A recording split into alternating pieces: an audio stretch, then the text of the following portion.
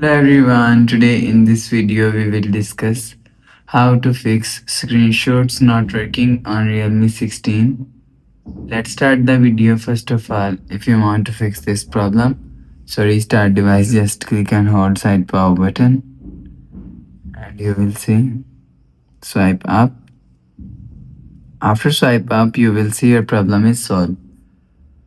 So if it not solved, click on settings app, scroll down and click on system and update. After click on system and update, click on software update. You will check your software update is latest. If it not latest, update your software latest. After update software latest, go back to home screen. You will see your problem is solved. But if it's still not solved, so click on settings app, scroll down and click on system and update. Click on backup and reset.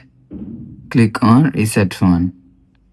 If you want to fix this problem, click on reset all settings, enter phone pin and you will see your problem is solved. After the process, go back to home screen. So that's how you can fix screenshots not working on Realme 16. If you like the video, please subscribe. Thanks for watching.